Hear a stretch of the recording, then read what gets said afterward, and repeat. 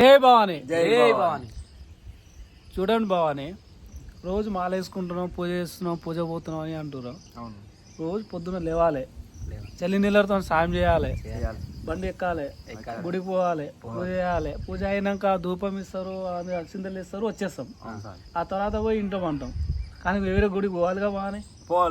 ఎందుకు పోతలేరు భవాని? మరి వేరే బండి అయినా పోవాలి, లేకపోతే నడుచుకుంటూ పోవాలి. పాదయాత్ర చేస్తే బాగుంటుంది భవాని. పోదాం ఈ రోజు నుంచి. ఈ రోజు నుంచి కాదు, రేపటి నుంచి పోదాం. సరే పరమేష్ భవాని, ఇప్పుడు కొత్తగా వేసుకున్నావు భవాని, నీకు ఎలా అనిపిస్తుంది? చాలా ప్రశాంతంగా ఉంది. ఇంకా ఎప్పుడు లేవుంది, రోజు పొద్దుగాల 4 గంటలకు లేస్తున్నా, స్నానం చేసి చల్లనీటి స్నానం, గుడికి పోయి ఇంకా మొక్కుకొని చాలా ప్రశాంతంగా ఉంది ప్రస్తుతానికి. మంచిది భవాని.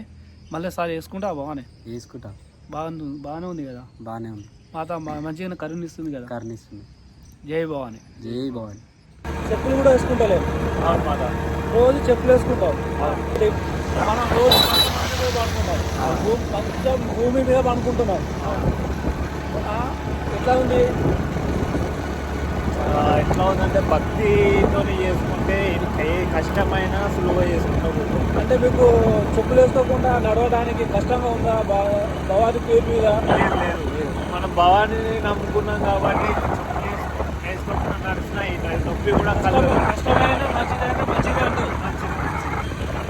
కానీ రోజు 3 పూటలు భోజనం చేస్తావు. ఇప్పుడు పొద్దున ఒక గ్లాస్ పాలు, మధ్యాహ్నం భోజనం, నైట్ టిఫిన్ చేస్తున్నావు.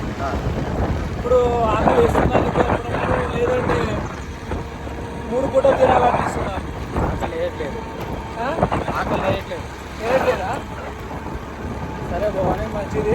మన గురు సాములను, మళ్ళీ కన్యా సాములను ఏలా అది దుర్గామాత భవాని ఆశీస్సులు మనకెప్పుడు మన వెనుకలో ఉండాలని, కానీ బిజినెస్ కానీ మంచిగా చూసుకోవాలని కోరుకుంటున్నాం.